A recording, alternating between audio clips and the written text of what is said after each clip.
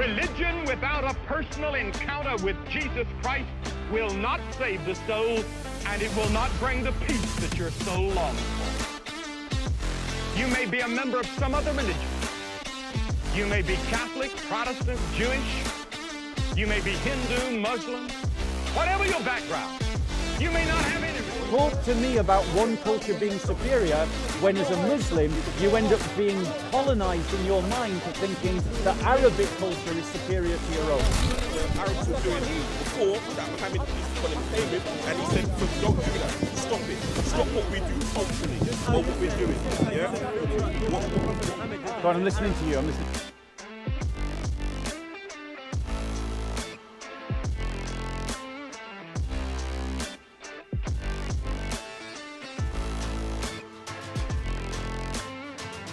He says that we are to be, that we, the Gentiles, that's me and you, are grafted onto the vine of Jesse, which is the vine of Israel. So we're grafted on. Now, do you know what grafted means? What happens in this world? We're going to right? see what happens. It's an agricultural term. What you do is you cut away to the lowest part of the branch. In the Bible, what happens? You cut a notch in the branch, and then you take a different plant with different fruit, and you put that onto the root and the stub of the other plant, and you bind it together, and then what happens is the two join together, and the root and the stub feed the branches of this other tree, and that's how he describes the relationship of the Gentile to Israel. So we are grafted onto Israel. So to the question, does Israel in the Old Testament have a special place? Yes, but obviously as a Muslim you can't criticize that, because according to the Quran, the Quran affirms that same teaching. But in the New Covenant, Christians believe that Gentiles like me and you together can be grafted into Israel, so that it's in the New Covenant. Yes, in the Bible. Yes, that's the New Covenant. It's the New Covenant. Yes. So in that New Covenant is something where we become the Confederacy of Israel, where you and I become joined together. But the point is, when I look at Islam, what I see is a religion that teaches that Arab culture is superior to our own. Let me give you examples. When someone becomes a Muslim, usually they take on an Arab name. They bow down to an Arab city. They have to play in Arabic. They read an Arabic book. Arabic customs become normal. There's plenty of Muslims who are not Arab that start dressing like Arabs, taking Arab names. They bow to an Arab city. They go on pilgrimage to an Arab city. They have to learn Arabic. What's up? God can't understand you in English? Who says you have to in do the that? Christian faith, in the Christian faith, well, who says you have your to do culture that? and my culture, whatever your culture is, whether you see it as English or something else, your culture and my culture have equal dignity with Arab culture, with Palestinian Jewish culture. And what we are supposed to do is all of us, Jews and Gentiles, filter our own culture to make it a better culture, a best kind of culture. But in Islam, what we see is Arabization. You go and look at North Africa. North Africa, all those people, no, sorry, don't interrupt, stop being rude, don't interrupt, stop being rude. Brother, focus on me, or our conversation. So, if you're going to stop listening to me, I'll stop talking to you and I'll just go somewhere else. Right, so please focus on me, right? So my point to you is that you look at Egypt. Egypt had an African culture, had an African language called Coptic, right? It's older than Arabic, but since even before the time of Christ, they had Coptic as their language. And then the Muslims came in the 7th century and they imposed, and then Arabic became their language. Look at North Sudan. North Sudan is Nubian. They had their own culture, they had their own beliefs. I know a refugee woman, a Muslim woman, who had to flee North Sudan, and her crime was to campaign to stop an area of Nubian historical importance from being flooded by a dam that they were building in Sudan. And they were going to kill her for it. And she was a Muslim woman campaigning to defend Nubian culture. And they speak Arabic now, and they think of themselves as Arabs. Wherever Islam dominates, Arabization follows. The Assyrians of Iraq, Arabization. The Palestinians of the Middle East, Arabization. Jordan, Arabization. In terms of Pakistan, you've got, even now there's a debate going on in Pakistan right now where Arabization is occurring in Pakistan, and some people are trying to fight him. There you go. And he said nothing wrong with it. So don't talk to me about one culture being superior when, as a Muslim, you end up being colonized in your mind to thinking that Arabic culture is superior to your own. Nowhere in the Quran Yeah. does it say that Arab culture is superior. What the Arabs came with before, for example, in the Arabs, their tradition before was to bury their daughters. That was the Arab culture, to bury your daughters. Having a daughter wasn't good. Muhammad, peace upon him, came and he refuted that. So when we're doing certain things in Arabic, it's not the culture, it's the religion that we are following. Because God did not say follow Arab culture. There was many things that the Arabs were doing before that Muhammad, peace upon him, came with, and he said, don't do that. Stop it. Stop what we do culturally, what we're doing. Yeah. Go on, I'm listening to you. Yeah. So what I'm saying is they did stop that. Even when you follow Jesus, I'm pretty sure you're looking at it like you're following an Israelite culture. You're just following the teachings of what was sent to him by God. It's like Moses with the Israelites as well. When they're following their own people, but when certain people are following the prophets of God, they're not following their culture, because God hasn't set down culture to them. He set down divine revelation. That's something that we can both understand. So it's not a cultural thing. If I am doing certain things like maybe dressing the way he dressed, or certain things, then that's just the way he done it. If you knew how Jesus dressed, for argument's sake, just hypothetically, if you know how Jesus dressed, how he did his hair, you might say, well, this is the man that I want to follow. And you might start following that. If Jesus came every day in sandals, you might say, well, sandals are good on him. Let me just try and follow everything down to the T with him. Because he's the one that's upon divine revelation. There's nothing wrong with that, but we don't follow their culture. I don't eat Arab food. Not that there's anything wrong with it. I don't eat Israelite or Israeli. Do you know what I mean? I just do certain things because what they came with, their religion in regards to God. Second of all, I was going to say, in the Bible, it talks about the second covenant. I can't remember again, I didn't think I'm here to preach, but I can't remember again exactly where it says it, but I know you'll be familiar. It says that I'm going to bring a new covenant to you, and it's not going to be the one of the people that I led Moses in the land of Egypt. It's going to be a new covenant. When he mentions that covenant, it said it's only going to be for the house of Israel. Say that. Do you know where it is? Do you know the reference I'm talking about? Let me reply to all your points, and I will reply to that question as well. I will start with that question. The passage that you're referring to is going to be in one or two places. If it's the Old Testament reference, it'll be in Jeremiah. If it's, I think from memory, I'm guessing, but I've got a feeling Jeremiah 31, but I'm not sure. Could be wrong. There might not even be 31 chapters in Jeremiah. So if it's an Old Testament reference, it might be in Jeremiah. If it's a New Testament reference, Christ mentions the new covenant at the Last Supper, where he says that this is my body, which is given for you, do this in remembrance of me. And this is the cup of my blood, the blood of the new and everlasting covenant, which is shed for you and for all for the forgiveness of sins. So those are the two references that I think about. In terms of in Jeremiah, where he speaks about, you see, he says that I will establish with you, Israel, a new covenant in which I will pour out my spirit and your sons and your daughters will prophesy. Now that new covenant is what Jesus inaugurates in the communion. But that new covenant is what he sent out his apostles into the world to teach and baptize all nations and all peoples to enter into. So we'll come to it, yeah. So that's to address that point. But the problem is with what you're saying is that I'm willing to accept that I can't point to a verse or a phrase that says that Arabic culture is superior to other cultures. I'm willing to grant you that. But the reality is that Islam does lead to Arabization. And the evidence is abundantly clear. All you need to look at it. Peace be with you, brother. The evidence is abundantly clear. You see Arabization amongst societies that convert to Islam. The Assyrians were not Arabs. The Phoenicians were not Arabs.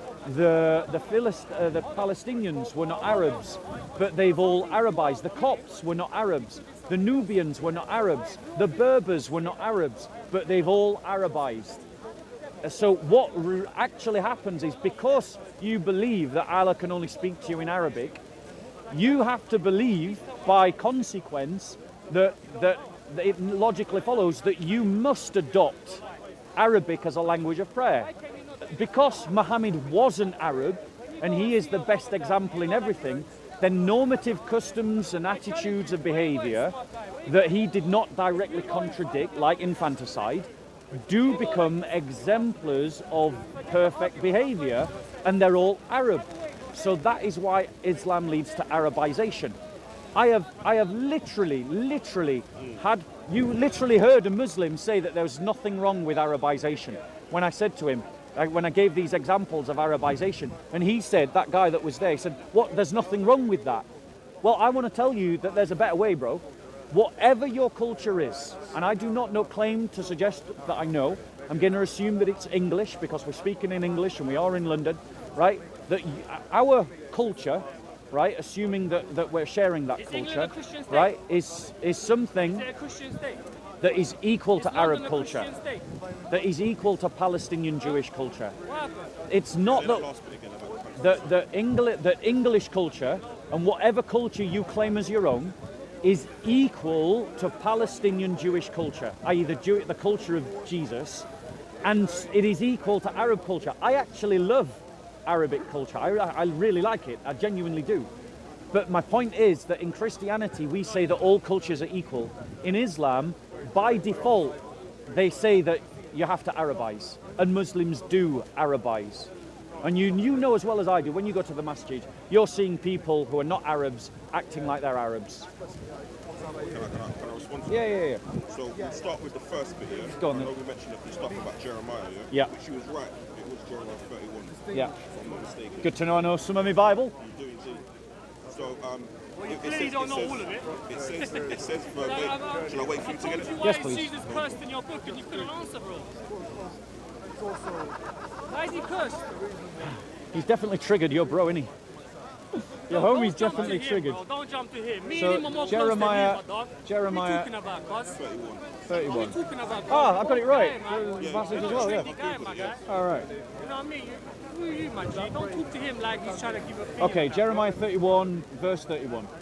Yeah, so it says, the days are coming. So this is by the gateway. Yep. Don't even think I'm saying anything Yep. that's not. Yeah, go on. So it says, the days are coming, declares the Lord, when I will make a new covenant with the people of Israel. Correct. And with the people of Judah. Yep.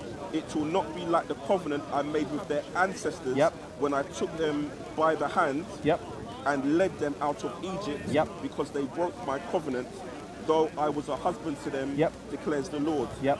This is, so 33 now. Yep. This is the covenant I will make with the people of Israel. Yep. After that time, declares the Lord, I will put my law in their minds, and I will write on their hearts, and I will be their God. Yep. Don't you want me to continue, or is that enough? Right, so Is that- you make is your that- point now. We've read the passage. You make your point from that passage, and Right. then I'll reply. So what I'm saying is, there in the Bible, correct me if I'm wrong, there's two covenants. It says there was the one of the time of Moses, Yep. and then there's going to be a new covenant. Yep. Yeah. So you don't really hear Christians talking about there's three covenants. There's two. There's the old covenant, and there's the new covenant. Yep. So for argument's sake, some Christians, they don't follow the Sabbath. They still eat the shellfish and stuff like that, and they say that's the old covenant. When Jesus came, he made a new one. Yes. This one is declaring a new covenant that's not going to be like the one of Moses. Yes. So this is the new covenant. Correct. The point I'm trying to make to you, Bob, is this new covenant, again, is only for the people of Israel. Yes. It's not for the world and everybody in it. Right. And it clearly states that in Jeremiah, which I did read to you verbatim, which you could. Yes, I read it. So what I'm saying is, when people say Jesus is for everybody, according to this, he isn't, if they're going to claim that the new covenant came with Jesus. Yep. Right, so let me reply to that. And sorry, can I just mention the Arab part? I was going to say that I'm pretty sure you're diverse with the world and what goes on, and there's many different cultures. Yep. Like this brother, I'm assuming he's from Pakistan. Are you from Pakistan? Where are you from?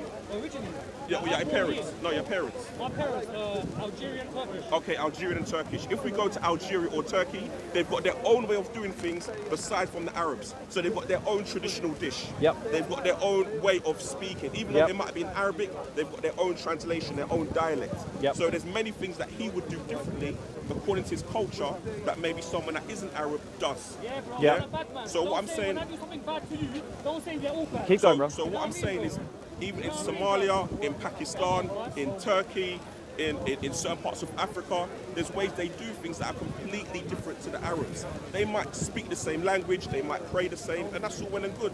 But they've still got their culture, they've still got their food dishes, they've still got the way they do things culturally, Yep. their weddings are different, there's Yep. many different things. So what I'm trying to say is that it's not like we're just doing everything that the Arabs do. And the Prophet Muhammad, peace be upon him, did say, an Arab is not superior to a non-Arab, and a non-Arab is not superior to an Arab. A black is not superior to a white man, Yep. and a white man is not superior to a black man. Yep. The only difference is in deeds, in regards to what they're doing in relation to God, how Yep. good they are on earth, how good they're following God's laws, rules and regulations. So we accept certain things from, it's cool, but we don't take in its entirety. We just pray in the same language. So if we are all from different countries, we can all pray the same. We'll understand what's going on because we have a common denominator in regards to the prayer, how it goes, Yep. and the language. So can I reply to that? Yeah, feel free. So I want to reply in full to your argument. Benita, JC, can one of you find in Romans where it says that we are grafted onto the vine of Israel? We're grafted onto the vine of Jesse. So in Luke chapter 22, right? Bear with me. It says, bear with me while I find it for you. Right. It says in chapter 22, it says, reading from verse 19, "This is my body which is given for you. Do this in remembrance of me." And in the same way, he took the cup after they had eaten, saying, "This cup which is poured out for you is the new covenant in my blood." So that new covenant that's prophesied in Jeremiah, right? Jesus Christ is claiming that new covenant because there is only one new covenant that's prophesied in the Old Testament. It's not multiple new covenants, there's only one. And Jesus is now claiming it, and he's claiming to start it. And he's starting it at this point in time, right? So the new covenant has now begun. That covenant that Jeremiah speaks of. And when in the book of Acts, you'll remember that the Muslim trolls that were here, that were speaking, so rudely and interrupting so aggressively, they said that I was lying when Jesus said these words. Jesus said, "All authority has been given to me in heaven and on earth," so that's clearly not just a man. "Go therefore and make disciples of all the nations, baptizing in the name of the Father, the Son, and the Holy Spirit." So he sends his apostles into all the nations to teach and baptize in the name of the Father, the Son, and the Holy Spirit. Baptism is the entrance ritual to the new covenant, right? So Paul then goes on to say, have we found it? Romans 11:11. So then the Apostle Paul says this in Romans 11:11. Just find it for you. Right, it says this. "I say then, Romans 11:11, yeah? "I say then, they did not stumble so as to fall, did they? May it never be. But by their transgression, salvation has come to the Gentiles to make them jealous. Now if their transgression..." 17:11. Oh, 11:17, sorry. So, but if some of the branches were broken off, and you being a wild olive, so he's writing to Gentiles. This letter is writing to Gentiles. Did Paul write this, by the way? Yeah, Paul wrote this to a Gentile church in Rome, right? "But if some of the branches were broken off, you being wild olives were grafted in amongst them and became partakers with them," them is the Jews, "of the rich root of the olive tree. Do not be arrogant towards the branches, but if you are arrogant, remember that it is not you who supports the root, but the root that supports you." So he's saying that me and you as Gentiles in this new covenant are grafted into Israel and Judah. So God establishes a new covenant with Israel and Judah, but that new covenant includes the Gentiles. So the Gentiles can participate in this new covenant that is given to Israel and Judah. Well, I think in relation to what Paul says, I mean, this is something slightly separate. But I know Paul says something completely different to the other apostles that was around Jesus at the time. Nope, he doesn't. What's that? So in relation to what's the word? Like foods you can eat, in relation to a lot of the things that was before, he wasn't saying things that was in conjunction with the rest. No, this is just another Da'i lie. And I'm not just saying you're lying. I'm just saying that Muslims lie to one another when they say this. Bring any Muslim you like to discuss this with me, and we'll go through it systematically. Yeah, Paul's beliefs agree with what the other apostles teach. Paul. So the point is, this is just something Muslims say to one another, and no Muslim ever bothers to check whether that claim is true. The reality is, the furthest in terms of other epistles that you get from Paul's teachings at a prima facie level is James. But when you read James carefully in context, what he's criticizing people's misunderstandings of Paul's teachings. So he's not criticizing Paul.